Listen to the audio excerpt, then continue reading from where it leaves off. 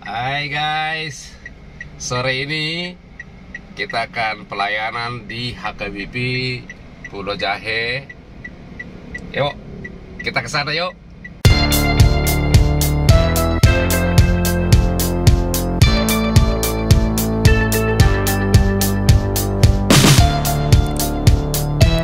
Hai guys, kita sekarang udah nyampe di HKBP Pulau Jahe.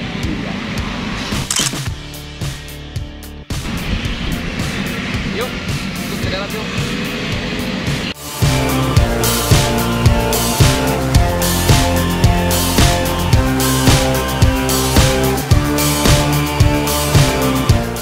Mau lihat kemasukan hari ini boleh. Amin.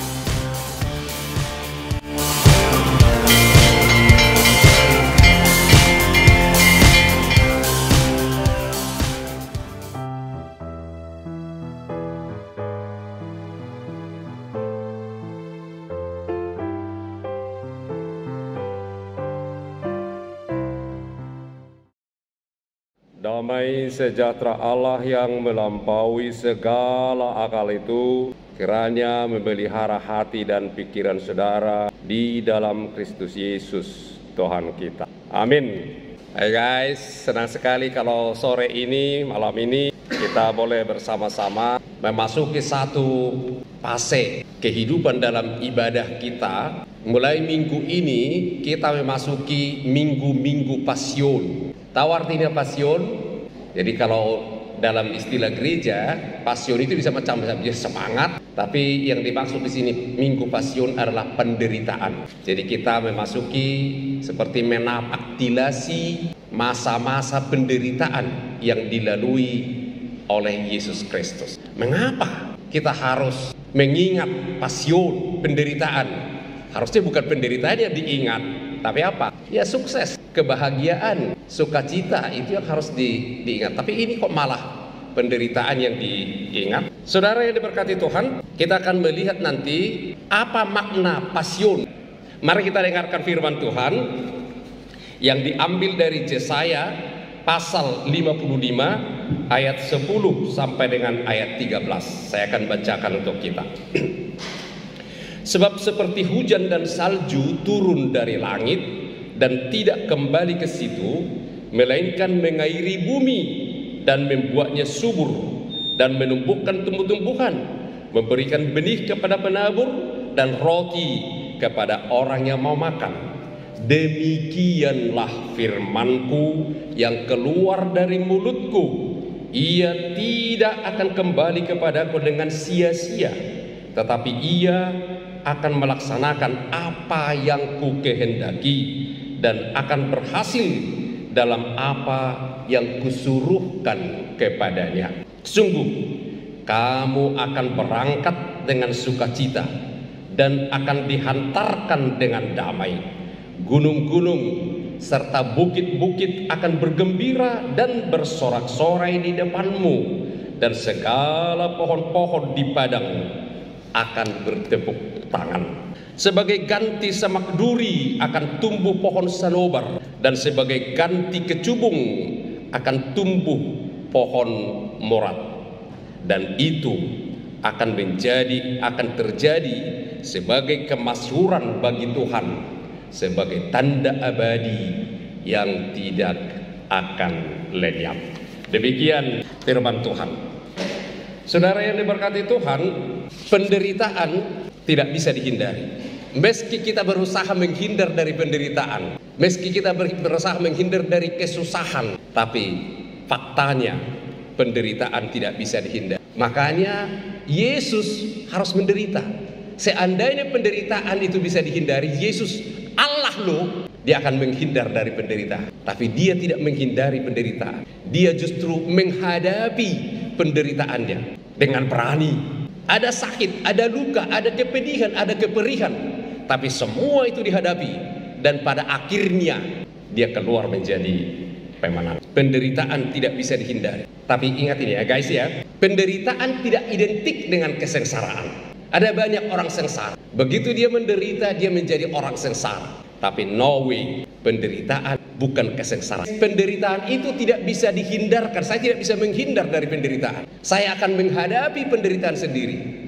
Kalau saya mencoba lari dari penderitaan, penderitaan itu akan mengejar saya. Karena saya hadapi. Tapi kesengsaraan adalah pilihan. Aku boleh menderita, tapi aku memilih tidak sengsara. Ingat ya anak-anak muda ya guys ya. Kamu akan berhadapan dengan penderitaanmu, tapi jangan pilih sengsara. Bagaimana caranya? Ini yang kita pelajari sekarang dari Pasion Yesus. Bagaimana caranya saya bisa menghadapi penderitaan saya, sehingga saya menderita, benar saya akan menderita, tapi tidak menjadi orang yang sengsara. Hari ini, nama minggu kita hari ini apa? Estomihi. Jadi kita harus estomihi. Karena penderitaan adalah hal yang tidak terhindarkan. Jadi jangan lagi habiskan waktu menghindar dari penderitaan. Jangan lagi habiskan waktu untuk lari dari penderitaan. Jangan lagi habiskan waktu untuk pura-pura tidak ada penderitaan. Jangan lagi habiskan waktumu justru menutupi penderitaan. Ada banyak orang menutupi penderitaannya. Itu drug, mempergunakan narkoba. Sehingga dia tidak tahu lagi ada penderitaan pakai narkoba. No. Estomihi, belajar dari Pasion Yesus, kita akan menjadi orang-orang yang berani menghadapi penderitaannya. Memang menderita, tapi tidak akan menjadi orang yang sengsara. Penderitaan adalah bagian dari kehidupan. Jadi sama seperti siang dan malam, penderitaan, karena kita sudah jatuh ke dalam dosa, penderitaan adalah bagian dari kehidupan kita. Ada orang gak suka malam, gak suka gelap. Gelap dan terang adalah bagian yang tidak terpisahkan dari kehidupan.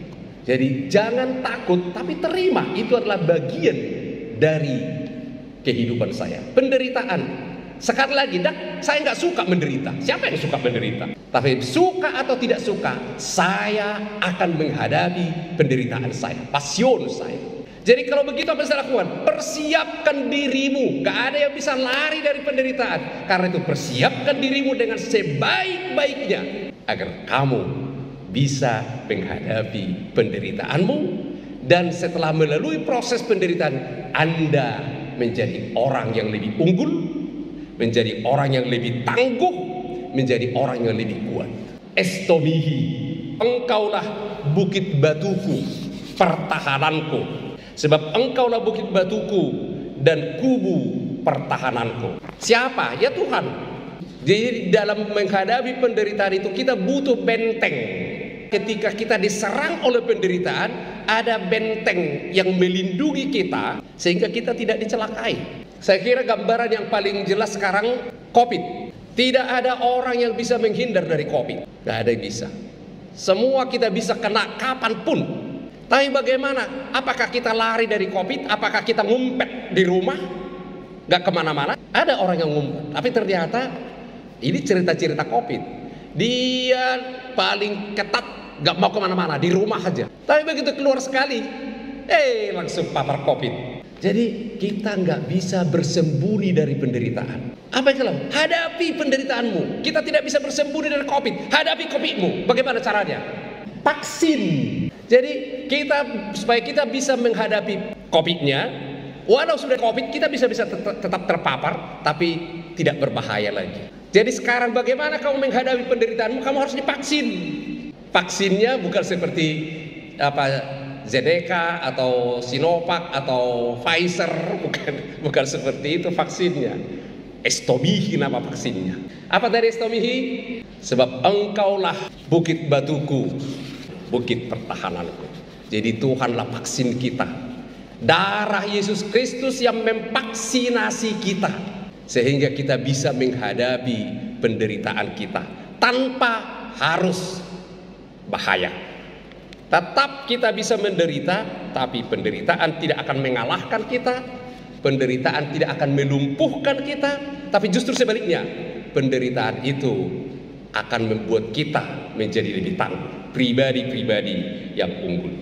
Karena itu orang yang memahami pasion Yesus sama seperti Paulus, ya, Roma 5 ayat 3. Orang yang memahami pasion Yesus, dia bisa berkata bersama Paulus, sebab lebih daripada itu kita juga bersyukur atas penderitaan. Wow, Masa bersyukur orang menderita? Tapi orang yang mengikuti, belajar dari pasion Yesus, dia bisa bersyukur karena menderita. Kenapa? Karena penderitaan membuat kita menjadi tahan uji. Jadi kalau kamu tidak menghadapi penderitaanmu, kamu akan tetap menjadi pribadi yang lemah, yang mudah dijatuhkan. Tapi kalau kamu hadapi penderitaanmu dengan berani, dengan tetap estomihi, membuat Tuhan menjadi gunung batu dan kubu pertahanan, maka kita akan bisa menghadapi. Ada 5 cara Tuhan mempergunakan pasion untuk keuntungan saya. Apa itu? Bagaimana Tuhan pergunakan? Pertama, Tuhan mempergunakan penderitaan untuk membimbing dan mengarahkan saya. Jadi Tuhan mempergunakan penderitaan apapun yang sedang kita alami, fisik, tapi terutama emosi. Penderitaan fisik itu bisa penyakit, itu bisa kegagalan, itu bisa ditinggal pacar. Ada yang ditinggal pacarnya di sini? Nggak ada ya. Ada yang PHK dan macam-macam bisa membuat kita menderita. Tapi penderitaan itu bisa dipergunakan Tuhan untuk membimbing dan mengarahkan kita. Ayub 36 ayat 5 firman Tuhan berkata begini, dengan sengsara ia menyelamatkan orang sengsara, dengan penindasan ia membuka telinga mereka. Jadi kadang harus ada penderitaan sehingga telinga kita ini jadi terbuka. Kalau nggak ada, dipanggil-panggil, nggak didengar-dengar. Tapi begitu terjatuh, bisa didengar. Mazmur 119 ayat 71, bahwa aku tertindas itu baik bagiku, supaya aku belajar ketetapan. Ya di sekolah juga ya, kadang kalau dipukul kita jadi buat PR, kalau enggak malah enggak dikerjakan. Jadi bahwa aku tertindas itu baik bagiku, supaya aku belajar ketetapan-ketetapanmu. Jadi Tuhan bisa mempergunakan penderitaan kita, pasion kita, untuk membimbing dan mengarahkan. Jadi kalau maaf, kita sih bukan binatang ya, tapi kalau kuda dibawa, kalau dia mau ke kanan dipukul, pak, supaya dia diluruskan lagi. Bukan menyakiti. Jadi maksudnya jokinya bukan mau menyakiti kudanya, tapi untuk mengarahkan. Yang kedua, Tuhan mempergunakan penderitaan untuk mendorong, mempush dan mengoreksi. Jadi Tuhan tidak mempergunakan penderitaan untuk menghukum. Ada orang begitu menderita, Tuhan, apa dosaku? Kenapa aku dihukum? No. Kalau kamu menderita, jangan pernah berpikir aku sedang dihukum. Tapi apa tadi? Aku sedang dipush dan dikoreksi oleh Tuhan. Ada something wrong, dia harus dikoreksi. Amsal 20 ayat 30, bilur-bilur yang berdarah membersihkan kejahatan, dan pukulan membersihkan lubuk hati. Keren kan? Jadi Tuhan mempergunakan penderitaan untuk mendorong dan untuk mengoreksi. Ayub 5:17, sesungguhnya berbahagialah manusia yang ditegur Allah. Ditegur itu dikoreksi, bukan dihukum ya. Berbahagialah manusia yang ditegur Allah.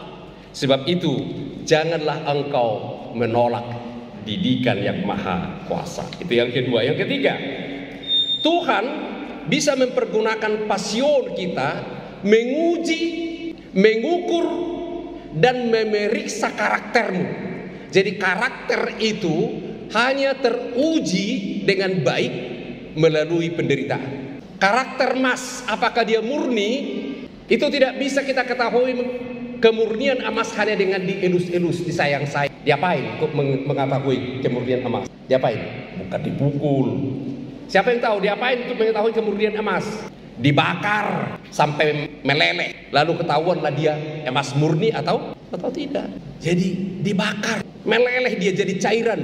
Jadi Tuhan menguji, mengukur, memeriksa karakter kita. Karakter seperti apa? Makin menjadi seperti karakter Yesus. Caranya melalui penderitaan. Yesaya 48:10. Sesungguhnya aku telah memurnikan engkau, namun bukan seperti perak, tapi aku telah menguji engkau dalam dapur kesengsaraan. Jadi Tuhan menguji karakter kita dalam dapur kesengsaraan, dalam dapur penderitaan. Jadi Tuhan mempergunakan penderitaan untuk menguji, mengukur, dan memeriksa karakter saya. Yang keempat, Tuhan mempergunakan penderitaan untuk menjaga, to protect, dan melindungi aku.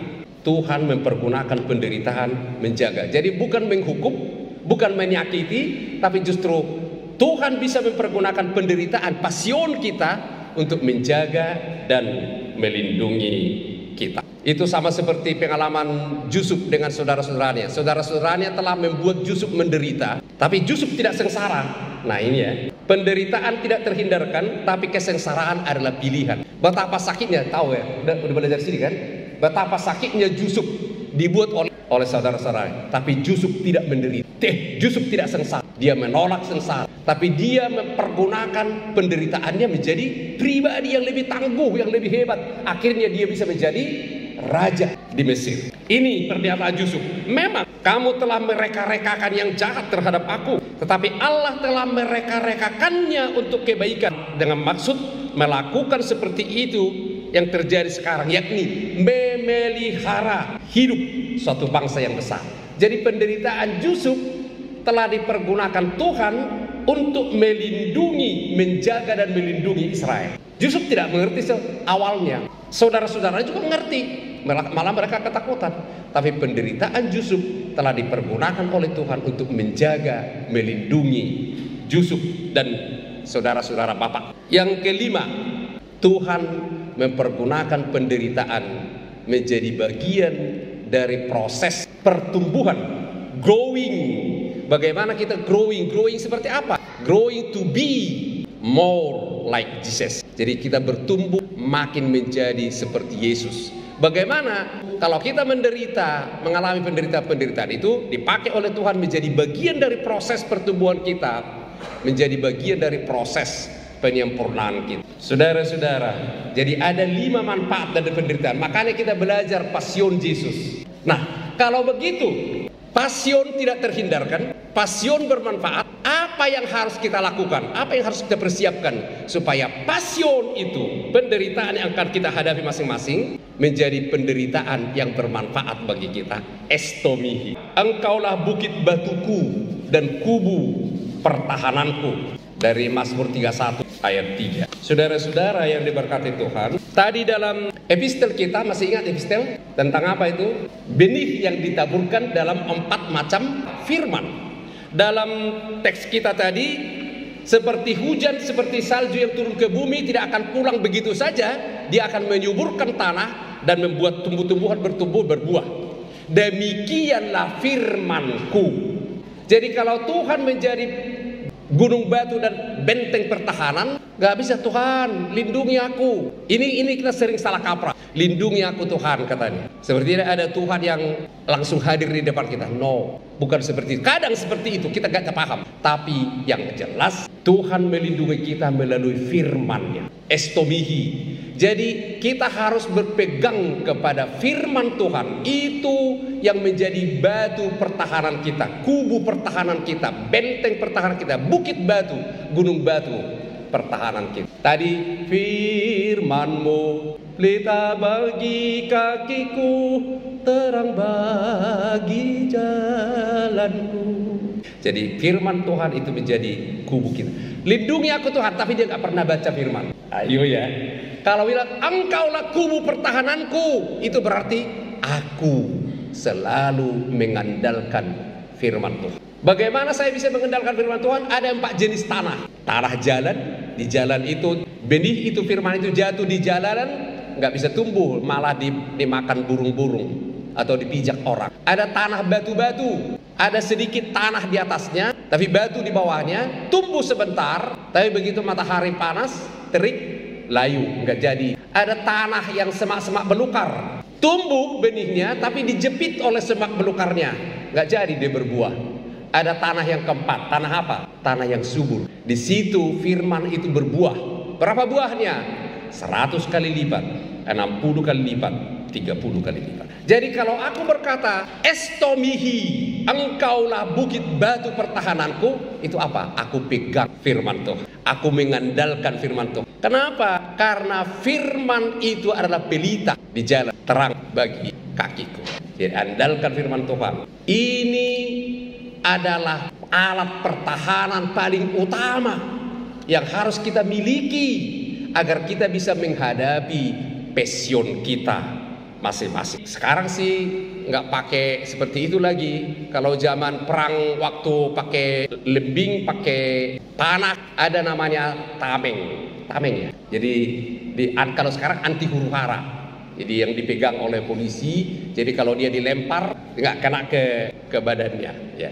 Jadi dulu itu kalau panahnya nggak tamengnya nggak bisa tembus. Jadi dia terhindar dari bahaya. Tameng sebaik apapun, dia hanya bisa melindungi saya kalau bagaimana? Kalau dipegang. Ini tameng anti peluru. Jadi peluru pun nggak nembus. Kita pergi perang, menghadapi penderitaan kita, tapi kita letakkan di samping. Ada gunanya enggak? Enggak ada gunanya. Jadi harus selalu dipegang. Seperti itu firman. Bagaimana memegang firman? Pegang firman itu artinya membaca, bisa kita dengar, bisa kita baca, bisa kita pelajari, bisa kita hafal, bisa kita renungkan, tapi bukan itu.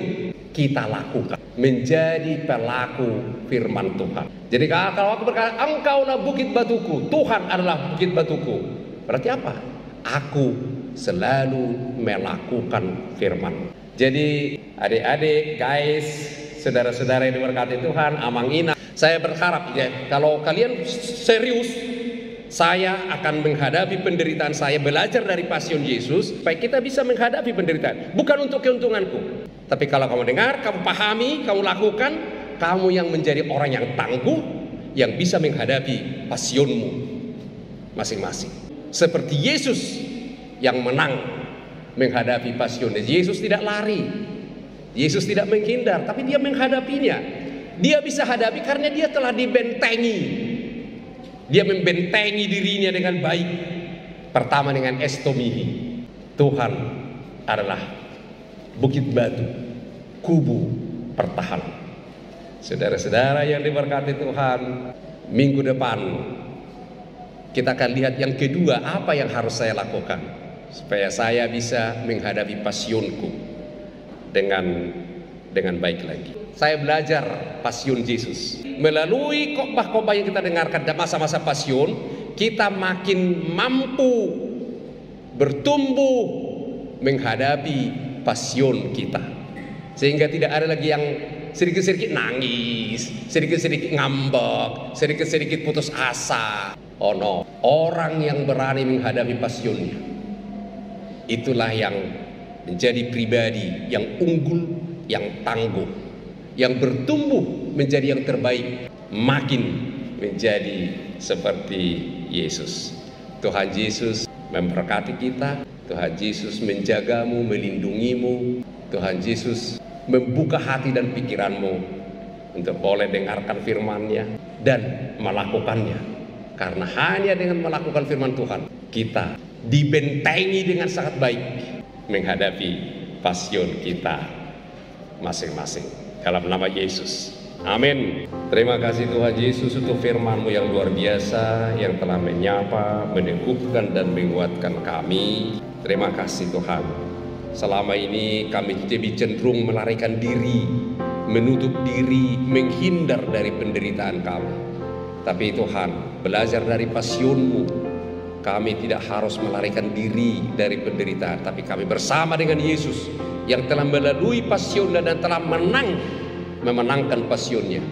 Kami belajar untuk bersama Yesus menghadapi passion kami. Karena itu kami mau belajar selama masa-masa passion ini, sehingga kami menjadi pribadi-pribadi yang lebih baik, yang lebih unggul, yang lebih tangguh, yang punya kompetensi untuk menghadapi passion kami masing-masing.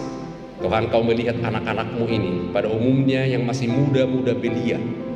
Sering Tuhan kami hanya mencari comfort zone, wilayah aman, takut mengambil risiko, takut menghadapi penderitaan.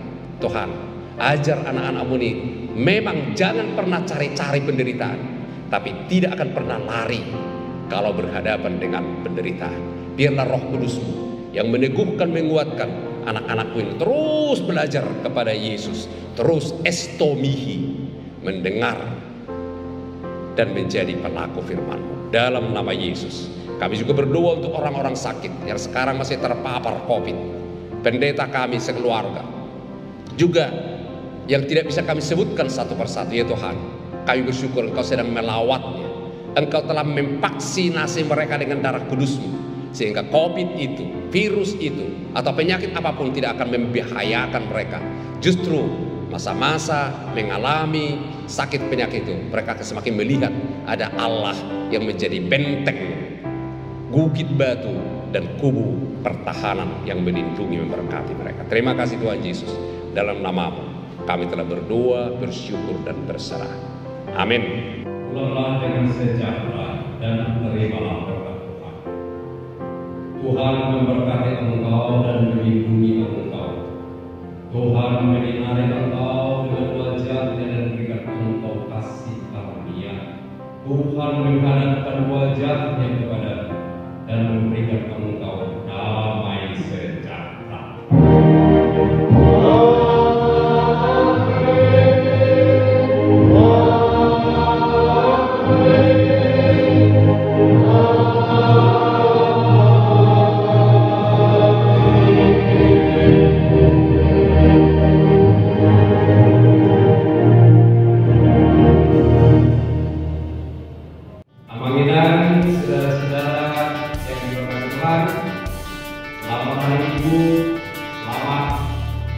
Memasuki masa-masa pasio dan kita semakin ditunjukkan oleh kami.